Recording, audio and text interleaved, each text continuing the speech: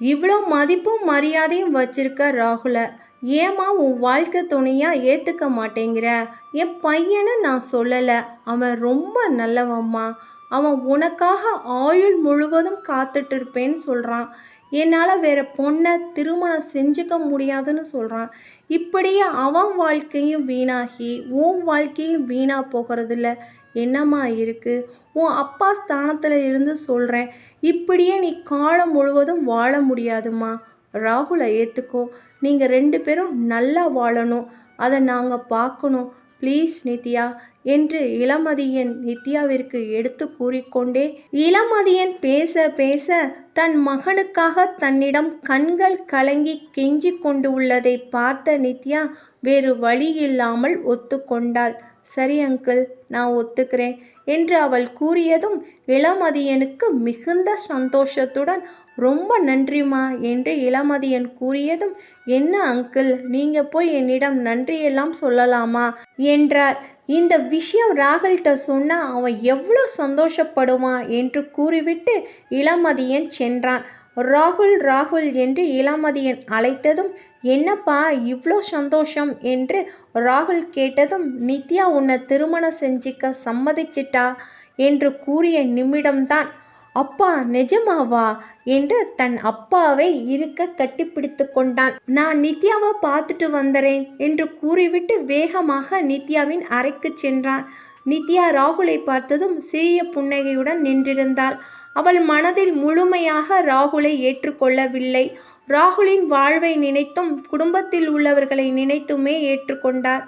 நித்யா என்று அவன் அழைக்கும் போது ராகுலின் முகம் மலர்ந்தது.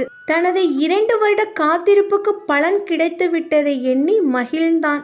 நிஜமாகவே நீ ஒத்துக்கிட்டியா? என்னால் நம்பவே முடியல என்று சந்தோஷப்பட்டான். நித்யா அதே மெல்லிய புன்னகையில், ஆமாம் ராகுல், நான் உங்களை திருமணம் செஞ்சுக்க எனக்கு சம்மதம் என்ற அந்த வார்த்தையை கேட்டதும் துள்ளி குதித்தான். இதுவரை நித்யாவின் கையை கூட அவன் தொட்டது இல்லை. உன் கையை தொடலாமா என்றான். நித்யாவிற்கு ஒரு மாதிரியாக இருந்தது. அவள் தயங்கினாள். அதை அவன் புரிந்து கொண்டான். சரி, இப்போ வேண்டாம். உன் கழுத்தில் நான் தாலியை கட்டின பிறகு உன் கையை நான் பிடிக்கிறேன். பிடிச்ச கையை அப்புறம் என் உயிர் போகிற வரைக்கும் விடமாட்டேன். நான் அது வரைக்கும் காத்துட்டு இருக்கேன் என்று சிரித்து கொண்டே கூறினான். நீங்கள் ரொம்ப நல்லவர் ராகுல். நான் சொல்லாமலே எல்லாத்தையும் புரிஞ்சுக்கிறீங்க. உன்னை என்னை விட யார் புரிஞ்சிக்க முடியும் நித்யா? நீ பட்ட மன கஷ்டம் எல்லாம் போதும். நம்ம கல்யாணத்துக்கு அப்புறம் உன்னை எப்படி பார்த்துக்கிறேன்னு பாரு. இன்னைக்கு எல்லாம் கம்பெனியோட பார்ட்டி இருக்குல்ல, அங்கே எல்லா ஓனர்ஸும் கலந்துப்பாங்க. நாம் அங்கே போகலாம், சீக்கிரம் கிளம்பு என்று கூறிவிட்டு சென்றான். நித்யா புறப்பட தயாரானாள். புறப்பட்டு கீழே வந்தாள். ப்ளூ கலர் சாரியில் நீ ரொம்ப அழகா இருக்க என்றான் ராகுல். நித்யா சிரித்து கொண்டே போகலாமா என்றாள். இருவரும் புறப்பட்டு சென்றனர். பார்ட்டி நடந்து கொண்டு இருந்தது. ராகுலும் நித்யாவும் தெரிந்த முதலாளிகளுடன் பேசி கொண்டிருந்தனர். நேரம் சென்றது. ராகுல் போகலாமா என்றாள். இரவு மணி 11 ஆனது. மணி ஆயிடுச்சுதான், போகலாம் என்றான்.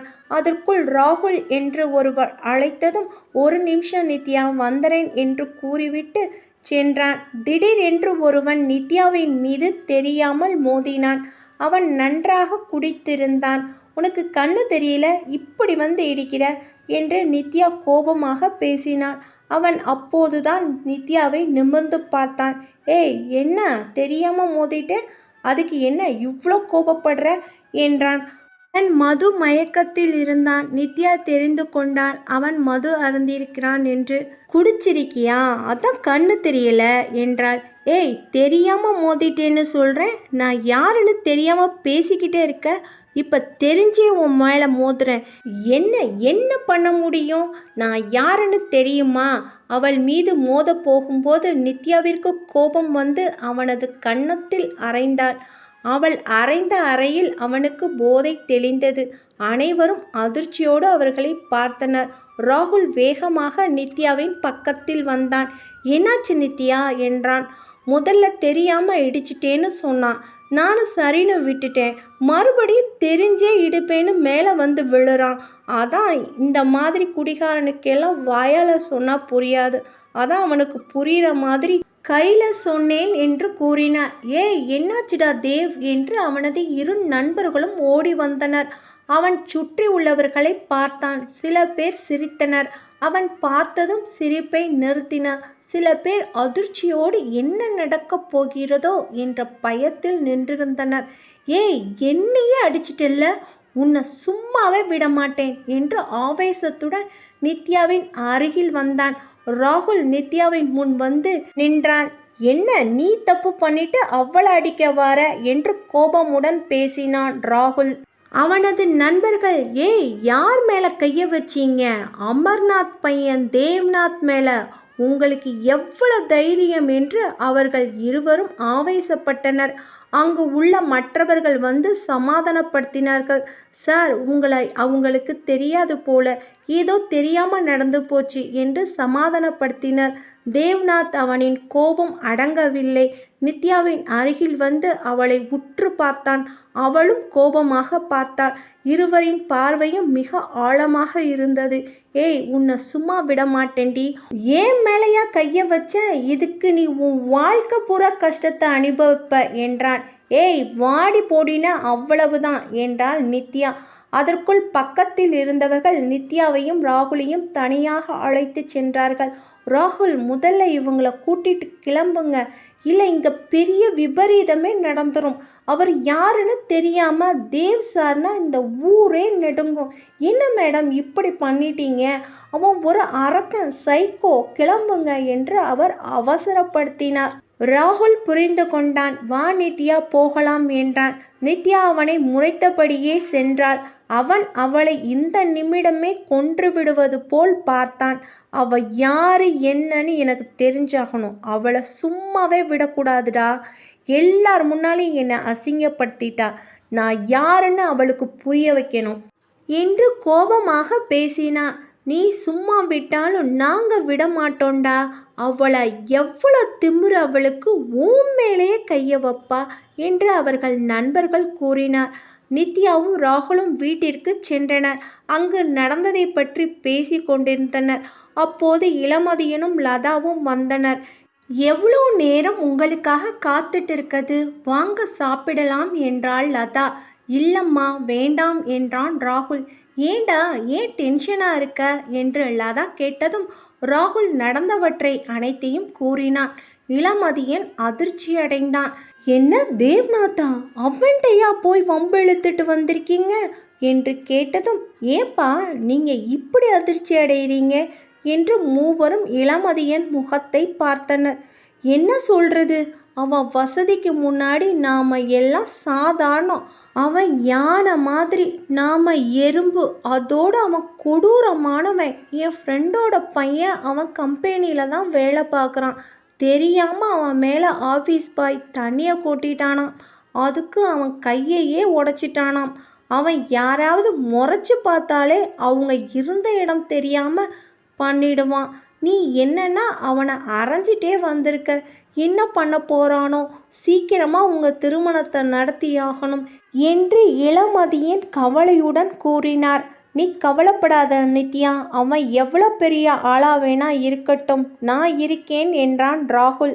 எனக்கு எந்த கவலையும் இல்லை, எந்த பயமும் இல்லை. ஏன்னா என் மேலே எந்த தப்பும் இல்லை. ஏதா இருந்தாலும் பார்த்துக்கலாம். சரி ராகுல், நேரமாச்சு, போய் தூங்குங்க, எனக்கும் தூக்கம் வருது என்று கூறிவிட்டு அவளது அறைக்கு சென்றாள். அன்று இரவு சென்றது. மறுநாள் காலையில் இருவரும் அலுவலகம் புறப்பட்டு கொண்டிருந்தனர். ராகுல், நித்யா ஒரு நிமிஷம் நில்லுங்க, உங்கள்கிட்ட பேசணும் என்று இளமதியன் கூறினார். இந்த மாதம் கடைசியில் வர முகூர்த்த தேதிக்கு உங்கள் திருமணத்தை நடத்திடலாம்னு நினைக்கிறேன்.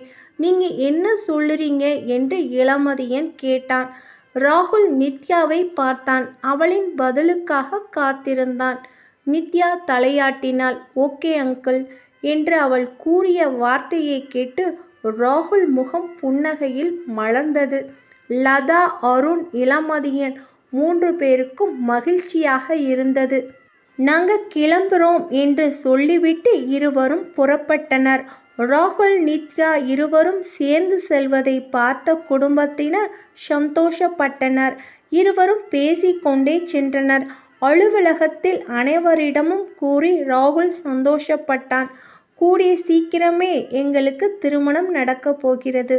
உங்கள் CEO என் மனைவியாக ஆகப் போறாங்க என்று அவன் கூறியதும் அனைவரும் கைத்தட்டி வாழ்த்துக்கள் என்று கூறினார்கள். நித்யா ராகுலை பார்த்தாள். தன்னை இந்த அளவிற்கு காதலிக்கிறானே, ஆனால் ஏன் தன் மனம் முழுமையாக ராகுலை ஏற்க மறுக்கிறது என்ற யோசனையில் இருந்தாள். அன்றைய நாள் அலுவலகத்தில் சுறுசுறுப்பாக முடிந்தது. காலை கதிரவன் உதயமாகி நேரம் சென்று கொண்டிருந்தது. நித்யா, சீக்கிரம் வா, மணி ஆகுது, அங்க திருமணமே முடிந்துவிடப் போகுது என்று ராகுல் அவசரப்படுத்தினான். ராகுல் வந்துட்டேன் என்று அறையை விட்டு வெளியில் வந்தவளை பார்த்த ராகுல் ஒரு நிமிடம் சொக்கி போய் நின்றான். ஆரஞ்சு நிற பட்டு புடவை, கழுத்தில் சின்ன நெக்லஸ், கையில் அதற்கு ஏற்றவாறு அணிந்திருந்த வளையல் என்று மிகவும் அழகாக காட்சியளித்தாள். என்ன ராகுல் என்று நித்யா கேட்டதும், சும்மா சொல்லக்கூடாது, உங்க அப்பா உன்னை தேவதைன்னு சொன்னது உண்மையாதான் இருக்கு, நீ அவ்வளோ அழகு என்று ராகுல் கூறியதும், இப்படியே ரசிச்சுக்கிட்டே இருக்க போறீங்களா? அதற்குள் திருமணம் முடிந்துவிடும் என்றாள் நித்யா. உன்னை காலம் முழுவதும் ரசிச்சுக்கிட்டே இருப்பேன். நாளுக்கு நாள் என்னோட காதல் தீவிரமாகிட்டே போகுது என்று நித்யாவின் மேல் தனது காதல் பார்வை ஆழமாக செலுத்தினான். அவள் வெட்கப்பட்டு போகலாமா என்றாள். ராஜன் மகள் திருமணத்திற்கு இருவரும் புறப்பட்டனர். இவர்கள் கம்பெனியில் அவரும் ஒரு பங்குதாரர். அதோடு அவர் தனியாகவும் நிறுவனத்தை நடத்தி வந்ததால் பெரிய சிறிய என்ற நிறுவனங்கள் அனைவருக்கும் தனது ஒரே மகளின் திருமணத்திற்கு பத்திரிகை வைத்து அழைத்திருந்தார். இருவரும் திருமண அரங்கின் வாசலுக்கு சென்றனர். பிரம்மாண்டமான ஏற்பாடுகள் செய்யப்பட்டிருந்தது. இருவரையும் வரவேற்றார்கள். நித்யாவும் ராகுலும் உள்ளே சென்று அவர்களுக்கென்று ஒதுக்கப்பட்ட இருக்கையில் வந்து அமர்ந்தார்கள். முகூர்த்த நேரம் நெருங்கியிருந்தது. நித்யா ராகுலுடன் அலுவலகம் பற்றி, வீட்டை பற்றி ஆர்வமாக பேசி கொண்டிருந்தாள். யதார்த்தமாக பக்கத்தில் திரும்பி பார்த்தாள். பக்கத்து இருக்கையில் தேவ்நாத் அவளை மிகுந்த கோபத்துடன் பார்த்தான். அவள் அலட்சியமாக ஒரு பார்வை பார்த்ததும் தேவிற்கு கோபம் அதிகரித்தது. அவள் தேவை கண்டு கொள்ளாமல் ராகுலுடன் சிரித்து பேசி கொண்டிருந்தாள். பாருடா தேவ், உன்னை பார்த்துட்டு நீ யாருன்னு தெரிஞ்சும் ஒரு சாரி கூட கேட்காம எவ்வளோ திமுறா அலட்சியமா நடந்துக்கிறா என்று அவனது நண்பன் ரவி அவனை தூண்டிவிட்டான். பக்கத்தில் இருந்த சங்கரும் அதற்கு தூபம் போட்டான். அவனுள் கோபத்தி பற்றி எரிந்தது. நித்யா சிரித்து கொண்டிருப்பதை பார்த்த தேவ் எரிச்சலடைந்தான். என்ன அசிங்கப்படுத்திட்டு எப்படி சிரிச்சுக்கிட்டு இருக்கா பாரு என்று அவனது நண்பர்களிடத்தில் கூறினான். 27 வயது நிரம்பிய இளைஞன், பார்ப்பதற்கு நல்ல உயரம், சிவந்த நிறம், அதற்கு தகுந்த உடல்வாகு, கம்பீரம், ஆணவம், பணக்கார தோற்றத்துடன் இருந்தான் தேவ். என்ன ராகுல், நம்ம கல்யாணத்தை பற்றி இவ்வளோ கற்பனை பண்ணி வச்சிருக்கீங்க என்று நித்யா கேட்டதும், ஆமாம் நித்யா, ஒவ்வொரு நிமிஷமும் நீ எப்போ எனக்கு சொந்தமாவன்னு நான் அந்த நாளுக்காக காத்துட்டு இருக்கேன் என்று ராகுல் நித்யாவை பார்த்தான். நித்யாவும் சிரித்து கொண்டே ராகுலை பார்த்தார். இதை தேவும் பார்த்து கொண்டிருந்தான். டே ரவி, விசாரிக்க சொன்னல, யாருடா இவ என்றதும், அந்த ராகுல் கம்பெனியில் CEOவாக இருக்கா. இவங்க 2 பேரும் திருமணம் செஞ்சுக்க போகிறாங்களாம். நேற்று தான் அவன் ஆஃபீஸில் சொல்லி சந்தோஷப்பட்டு இருக்கான் என்று ரவி கூறியதும் தேவ் ரவியை உற்று பார்த்தான். வெறும் எம்ப்ளாய் தானா, இவ தகுதிக்கு என்னை அடித்து அவமானப்படுத்திட்டா என்று கூறிக்கொண்டு இருக்கையில் இருந்து எழுந்தவன், ஏய் என்னடி ரொம்ப திமிரா உட்காந்துருக்க, ஆஃப்டர் ஆல் நீ ஒரு எம்ப்ளாயி, ஏன் மேலே கை வச்சுட்டு நீ இவ்வளோ தைரியமாக ஏன் முன்னாடியே உட்காந்துருக்க என்று தேவ் கேட்டதும் ராகுல் எழுந்து, இங்கே பாருங்க சார், நேற்று நடந்த பிரச்சனை நேற்றே முடிஞ்சு போச்சு, அதை மறந்துடுங்க, வீணா பிரச்சனை வேண்டாம் என்றான். என்னடா சொல்ற? நேற்று நடந்ததை மறந்துட சொல்றியா? எல்லார் முன்னாடி என்னை அசிங்கப்படுத்திட்டா. என்னை நிமிர்ந்து பார்க்கவே அவன் பயப்படுவான். இந்த தேவ் நினைச்சா நீங்க இருக்கிற இடம் தெரியாம பண்ணிடுவேன். உங்க தகுதிக்கு என்னிடம் பேச கூட இல்லை, என்னை பார்க்க கூட தகுதி இல்லை. நீங்க என் முன்னாடி தைரியமா உட்கார்ந்துருக்கீங்க என்று கோபமாக கத்தினான். சரி சார், நான் சாரி சொல்லிக்கிறேன் சார், இதோட இந்த பிரச்சனையை விடுங்க என்றான் ராகுல். என்ன ராகுல் சாரி கேட்குறீங்க? நாம் என்ன தப்பு பண்ணினோம்? இவர் எவ்வளோ பெரிய ஆளாக வேணும்னாலும் இருக்கட்டும், பப்ளிக் பிளேஸில் எப்படி நடந்துக்கணும்னு தெரியாதா என்று நித்யா பேச பேச அவனுள் கோபம் அதிகரித்தது. இருவருக்குள்ளும் வாக்குவாதம் முத்தியது. ராகுல் நித்யாவை சமாதானப்படுத்தி அமர வைத்தான். அருகில் இருந்த மற்றவர்கள் தேவை சமாதானப்படுத்தினார்கள். தேவின் பார்வை நித்யாவை எரித்து விடுவது போன்று இருந்தது. மேலும் மேலும் நித்யா தன்னை அவமானப்படுத்துவதை தாங்கிக் கொள்ள முடியவில்லை. நித்யா, என்ன நித்யா, அவன்கிட்ட போய் நானும் இவனை பற்றி விசாரித்தேன், இவன் ரொம்ப மோசமான ஆள், இவன்கிட்ட நமக்கு எந்த பிரச்சனையும் வேண்டாம், இவனை விட்டு தள்ளி இருக்கிறது தான் நமக்கு நல்லது என்றான் ராகுல். சரின் ராகுல், நான் எதுவும் பேசலை என்றார் ரவி. அவன் திமுற அடக்கணுண்டா, அவளை பார்க்க பார்க்க பத்திக்கிட்டு எரியுதுடா என்றான் தேவ். அமைதியா இருடா தேவ், அதுக்குன்னு ஒரு நேரம் வரும், அப்ப பார்த்துக்கலாம். நானா இருந்தா காலம் பூரா என் காலில் விழுந்து அவ கிடக்கிற மாதிரி செஞ்சிருப்பேன் என்று ரவி கூறினான்.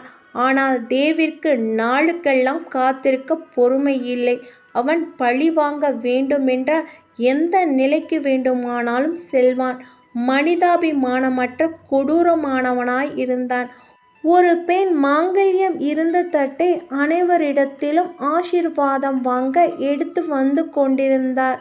நித்யாவும் ராகுலும் சிரித்தபடி இருவரும் ஒன்றாக தொட்டு வணங்கினார்கள். தேவின் அருகில் சென்று சார் என்றாள். மாங்கல்யத்தை தொட்டவன் சற்றென்று எடுத்து அதே நொடியில் நித்யாவின் கழுத்தில் கட்டினான். கண் இமைக்கும் நேரத்தில் இது நடந்தது. அனைவரும் அதிர்ச்சியடைந்தனர். ராகுலும் நித்யாவும் அதிர்ச்சியில் உறைந்தார்கள். அருகில் இருந்த அனைவரும் என்ன சார் இப்படி பண்ணிட்டீங்க என்றனர். ஏன் இப்படி பண்ணின என்று நித்யா தேவ் நெஞ்சில் அடித்தார். அவளின் கையை இறுக்க பிடித்த தேவ், உன்னை காலம் முழுவதும் நான் பழிவாங்க இதை விட வேற சிறப்பா உனக்கு நான் பரிசு கொடுக்க முடியுமா என்று கூறினான். ராகுல் நொறுங்கி போனான். நீ எல்லாம் மனுஷனா என்று தேவின் அருகில் நெருங்கும் போது அவனது நண்பர்கள் வந்து தடுத்தனர். நித்யா, நீ ஏன் அழுகிற? இவன் கட்டின தாழியை கழட்டி அவன் மூஞ்சிலேயே எரி என்று ராகுல் கூறியதும், எங்க அவளை தாலியில கை வைக்க சொல்லு, அதுக்கப்புறம் என்ன நடக்கும் தெரியுமா? உங்க குடும்பத்தையே உயிரோட கொன்று புதைச்சிடுவேன் என்றான் தேவ். அதையும் பார்க்கலாண்டா என்று கூறியபடி நித்யாவை கூட்டி சென்றான் ராகுல். நித்யா செல்லும் போது அழுது கொண்டே வந்தாள். அவளால் ஏற்றுக்கொள்ளவே முடியவில்லை. ராகுல் கோபத்தில் கொந்தளித்தான். 2 வருட காத்திருப்புக்கு பிறகு கிடைத்த தன் காதலியின் கழுத்தில் வேறு ஒருவன் தாலி கட்டினான். அதை எவ்வாறு தாங்க முடியும்? அவன் கண்கள் கலங்கியது. தனக்கு நடந்த அவமானத்தை எண்ணி நித்யா துடித்தாள். இருவரும் மனம் உடைந்து போய் வீட்டிற்கு வந்தனர். வீட்டில் ஏற்கனவே சில பேர் நின்றிருந்தனர். இளமதியனும் லதாவும் ஓடி வந்தனர். அவர்களுக்கு விஷயம் ஏற்கனவே தெரிந்திருந்தது. அவர்களை மிரட்ட தேவ் அடி ஆட்களை அனுப்பியிருந்தான். அதோடு அவர்கள் கம்பெனியில் உள்ள பங்குதாரர்களை எல்லாம் மிரட்டி வைத்திருந்தான். நித்யா தேவுடன் செல்லவில்லை என்றால் அனைத்து முதலீடு செய்தவர்களை திரும்ப பெற வேண்டும் என்று மிரட்டியிருந்தான். அதனால் அவர்கள் உயிருக்கும் தொழிலுக்கும் ஆபத்து இருந்ததால் ஒத்துக்கொண்டனர். என்னப்பா ஆச்சு என்று ராகுல் கேட்டதும் இளமதியன் அனைத்தையும் கூறினார். அதை கேட்ட இருவரும் அதிர்ச்சியடைந்தனர். நித்யா அழுதாள். நான் எங்கேயும் போக மாட்டேன் அங்கிள், நான் எங்கேயும் போக மாட்டேன் என்று நித்யா அழுதாள். தேவ் ஒரு காரிலும் அவனது நண்பர்கள் மற்றொரு காரிலும் ராகுலின் வீட்டிற்கு வந்து கொண்டிருந்தனர். ரவி, என்னடா சிரிக்கிற? என் பிளான் சக்ஸஸ் ஆயிடுச்சுடா, அதான் என்றான் ரவி. என்னடா சொல்கிற, உன் பிளானா என்றான் சங்கர். ஆமாண்டா, இந்த பிளானை 1 மாசமாக நான் போட்டிருக்கேன். அதுக்கான சந்தர்ப்பத்தை எதிர்பார்த்து காத்துட்டு இருந்தேன் என்று ரவி கூறியதும் புரியலடா என்றான் சங்கர். உனக்கு மட்டுமா? தாலி கட்டின தேவுக்கே புரியாது. தேவோட நண்பர்களா இல்லைன்னா, அவன் பணமும் இல்லைன்னா நம்மளை ஒரு பையன் மதிப்பானா சொல்லு என்று ரவி கேட்டதும் கண்டிப்பா இல்லை என்றான் சங்கர். தேவோட அப்பா அமர்நாத் ஒரு நாள் என்னிடம் சொன்னார், அவனை கல்யாணம் பண்ணிக்கிற வரைக்கும் கொஞ்சம் குடிக்காம ஒழுக்கமா கோபத்தை குறைச்சி இருக்க சொல்லு, நான் அவனுக்கு நல்ல பொண்ணா பார்த்துட்டு இருக்கேன்னு சொன்னார். அப்போ பிளான் பண்ணினேன்டா. இவ கல்யாணம் பண்ணிக்கிட்டா வரவ நம்மளை இப்படி வாழ விடுவாளா? தேவன் நம்மள்கிட்ட இருந்து பிரிச்சிடுவா. அதான் பிளான் பண்ணினேன் என்றான் ரவி. அதுக்கு எதுக்குடா நித்யாவை திருமணம் செய்யணும்னு பிளான் பண்ணினேன் என்றான். சொல்கிறேன்டா சங்கர், நிறைய கம்பெனி மீட்டிங்கில் நித்யாவை பார்த்துருக்கேன். அவன் மேலே எனக்கு ஒரு கண்ணு. அவளை அடைய ஒரு முறை முயற்சி பண்ணினேன். என்னடா சொல்கிற என்று சங்கர் ஆச்சரியப்பட்டான். ஆமாண்டா, ஆனால் அன்னைக்கு அவள் என்னை அடித்து தள்ளி விட்டுட்டு போயிட்டா. அது நடந்தது எனக்கு அவளுக்கு மட்டும்தான் தெரியும், வேறு யாருக்கும் தெரியாது. அவளை பழி வாங்கணும், அவளை அடையணும். இங்கே தேவ் வேற யாரையும் திருமணம் செஞ்சுக்க கூடாது. அவன் பணத்தில் காலம் முழுவதும் நாம் வாழணும்னு யோசித்தேன். அப்போ தான் இந்த பிளான் பண்ணினேன். நித்யாவை பற்றி விசாரித்தேன். அவள் ஏற்கனவே திருமணமாகி அவன் கூட ஒரு நாள் கூட வாழாமல் பிரிஞ்சு வந்துட்டான்னு ரவி கூறியதும், ஏற்கனவே திருமணமானவளா? என்னடா சொல்கிற ரவி? அதிர்ச்சிக்கு மேலே அதிர்ச்சியான விஷயமா சொல்கிற என்றான் சங்கர். அப்பா அவ என்று சங்கர் இழுத்ததும், நீ என்ன கேட்க வாரன்னு தெரியுது. அவ திருமணம் ஆனவதான், ஆனால் இன்னும் கன்னியாதான் இருக்கா. இது எனக்கும் உனக்கும் மட்டும்தான் தெரியும். நீ இதை பற்றி எப்பவும் வாயை திறக்கவே கூடாது, புரியுதா என்று ரவி கூறியதும், நான் யார்கிட்டையும் சொல்லலடா, நீ சொல்லுடா என்றான் சங்கர். தேவ பற்றி நமக்கு நல்லா தெரியும். உரசினா போதும் பத்திக்கிட்டு எரிவான். அன்னைக்கு பாட்டியில் நித்யா வருமானு தெரிஞ்சுதான் தேவ அதிகமாக குடிக்க வச்சேன். அவள் மேலே தள்ளி விட்டதும் நான் தான். என்னடா சொல்கிற ரவி? சங்கர் ஷாக்காகாதடா. இதுக்கே நீ ஷாக்கானா எப்படி? நான் சொல்லி முடிக்கிற வரைக்கும் கொஞ்சம் பொறுமையாக இரு என்று ரவி சொன்னான். நான் நினைச்சது மாதிரியே அன்னைக்கு நடந்துச்சு. அந்த சம்பவத்தை தேவ மறக்க முடியாத அளவுக்கு அவன் கோபத்தை தூண்டி விட்டேன். இந்த திருமணத்துக்கு நித்யா வருவா, இதை விட எனக்கு வேற சந்தர்ப்பம் கிடைக்காது. அதான் அவன்கிட்ட ஒரே ஒரு வார்த்தை தான் சொன்னேன். நானா இருந்தால் காலம் முழுவதும் அவளை பழி வாங்கியிருப்பேன்னு. அதை அவன் புரிஞ்சுக்கிட்டான். அதான் அவள் கழுத்தில் தாலி கட்டினான். ஒரே கல்லில் 3 மாங்காய். எனக்கு நித்யாவும் கிடப்பா, அவளை பழி வாங்கவும் முடியும். அதோட தேவ் வாழ்க்கையில் அவனுக்கு கல்யாணமும் இனிமே கிடையாது என்று ரவி கூறியதும், ரவி எனக்கு ஒன்றும் புரியலை. இப்போ தேவோட மனைவி நித்யா, அவளை எப்படிடா நீ அடைய முடியும்? ரவி சிரித்தான். உனக்கு தேவ பற்றி எந்த அளவுக்கு தெரியும்னு தெரியல, ஆனால் எனக்கு நல்லா தெரியும். தேவ் ஒரு சைக்கோ. அவன் இதயம் இரும்பு. அவன்கிட்ட கொஞ்சம் கூட மனுஷத்தன்மை இருக்காது. அவளை என்னைக்கும் அவனோட மனைவியாக ஏற்றுக்க மாட்டான். அவன் பழி வாங்க முடிவு பண்ணிட்டான எல்லையே கிடையாது. அவனே நித்யாவை என்கிட்ட ஒப்படைப்பான், ஒப்படைக்க வைப்பேன் என்று ரவி கூறியதும், அப்படியே என்னையும் மறந்துடாதடா என்று சங்கர் கூறியதும், அவள் ஃப்ரெஷ் ஆப்பிள்டா, நான் முதல்ல அவளை ருசி பார்க்குறேன், அப்புறம் உனக்கு தான் என்று இருவரும் சிரித்தனர். எனக்கு இன்னொரு டவுட்டுடா. தேவ் அவளை பற்றி விசாரிக்க சொன்னால, நீ ஏன் அவளோட முதல் கல்யாணத்தை மறைச்ச என்றான் சங்கர். அதுதாண்டா என்னோட பிரம்மாஸ்திரம். அதை எப்போ எப்படி சொல்லணும்னு எனக்கு தெரியும். உனக்கு தேவோட அம்மாவை பற்றி தெரியும்ல, அவங்க அதிகமான கண்டிப்பால தான் இவன் இப்படி மாறினான். உண்மையான அன்பை காட்டாமல் எல்லாத்தையும் கண்டிப்போடு நடந்தது. அவன் ஒரு மிருகமாக மாற அவங்க அம்மா தான் காரணம். அவன் மேலே உண்மையான அன்பு வைக்க அவன் வீட்டில் யாரும் இல்லை. எல்லோரும் அதிகார திமிர் பிடிச்சதுங்க. கௌரவம் கௌரவம்னு சொல்லுவாங்களே தேவ் அம்மா, அந்த வீட்டு மருமக ஏற்கனவே திருமணம் ஆனவ, இன்னொருத்தனோட திருமணத்துக்கு தயாரானவன்னு தெரிஞ்சா என்ன நடக்கும்? டேய் ரவி, சூப்பர்டா. ரவி சிரித்தான். டேய் ரவி, இன்னொரு டவுட்டுடா. தேவ் நித்யாவை ஏத்துக்க மாட்டான். ஆனா நித்யா தேவை ஏத்துக்கிட்டா என்னடா பண்றது என்று சங்கர் கேட்டதும் ரவி சத்தமாக சிரித்தான். உனக்கு நித்யாவை பற்றி தெரியாதுடா. அவ எதை வேணும்னாலும் விட்டு கொடுப்பா, ஆனால் தன்மானத்தை விட்டு கொடுக்க மாட்டா. ராகுல் வீட்டிலேயே அவள் சாப்பாட்டுக்கும் தங்கறதுக்கும் இது வரைக்கும் அவள் பணம் கொடுத்துக்கிட்டு இருந்தவ. தேவிட்ட கீழே இறங்கி போகவே மாட்டா. தேவ் ஆணவக்காரன், நித்யா தன்மானக்காரி. எப்படி ரெண்டும் ஒத்து போகும்? ஆகாயமும் பூமியும் ஒன்றா சேருங்கிற என்றான் ரவி. சூப்பர்டா ரவி, இனிமேதான் ஆட்டமே இருக்குங்கிற? ஆமாண்டா, ஆட்டி வைக்கிறவன்னா. ஆட போகிறது நித்யாவும் தேவும். அப்புறம் ஒரு விஷயம்டா சங்கர், இந்த வருணுக்கு இது தெரிய வேண்டாம். நம்ம 3 பேரில் வருண் மட்டும்தான் தேவுக்கு உண்மையான நண்பனாக இருக்கான். அவன் ஊரில் இல்லைங்கிறதால தான் என்னால் இந்த பிளானை சக்ஸஸாக முடிக்க முடிஞ்சது. வருண் நல்லவங்கிறதால தான் அவனை நான் தேவ்கிட்ட அதிகமாக நெருங்க விடாமல் வச்சிருக்கேன். புரியுதா என்று ரவி கூறியதும், நான் எப்பவும் இதை யார்கிட்டையும் சொல்ல மாட்டேன்டா. நான் உனக்கு துணையாக இருக்கேன் என்று சங்கர் கூறினான். தேவின் கார் ராகுலின் வீட்டின் முன்பு நின்றது. பின்னாடி காரில் வந்து கொண்டிருந்த இருவரும் தேவிடம் வந்தனர்.